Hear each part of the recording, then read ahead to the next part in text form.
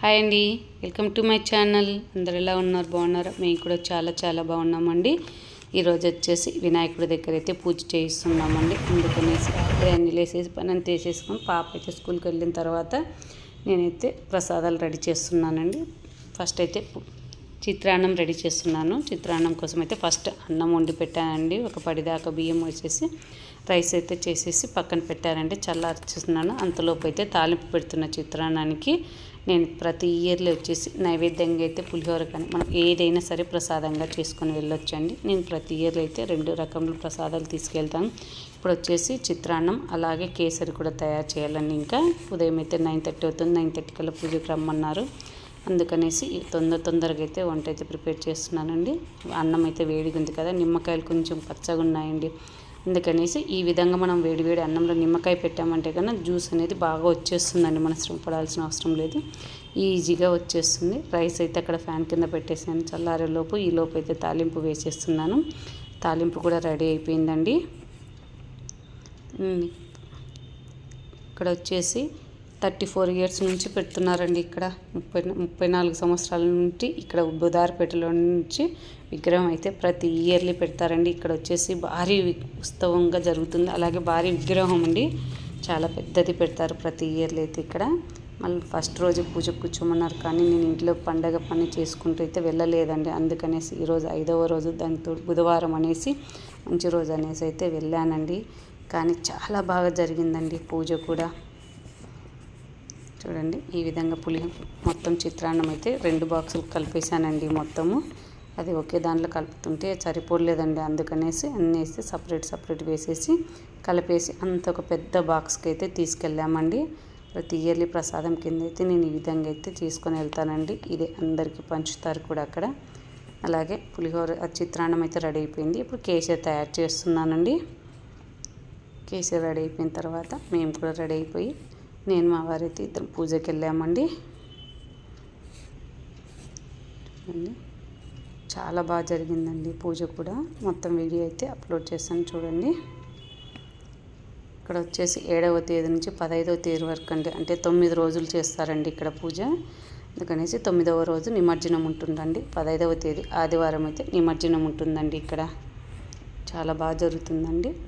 First అయితే వెళ్ళాం చూడండి. వెళ్ళిన తర్వాత పూజ అయితే చాలా బాగా జరిగిందండి. నాకైతే చాలా బాగా హ్యాపీ అనిపించింది. అభిషేకం కానీ కుంకుమార్చన కానీ, అలాగే ఇక్కడ వచ్చేసి మేము చూడండి గంధం అలాగే పసుపు కుంకుమ నీళ్ళతో అయితే అభిషేకం చేసామండి. ఆ వినాయకునికి అయితే అయ్యవారి మంత్రాలు చదువుతూ మేమైతే గణపతి నమః అనుకుంటూ ఈ విధంగా పూజ స్టార్ట్ చేసామండి. మాకైతే చాలా హ్యాపీ అనిపించిందండి. ఆ వినాయకునికి అభిషేకం కానీ అర్చన కానీ చాలా బాగా జరిగినాయండి అస్సలు అన్నిటినీ.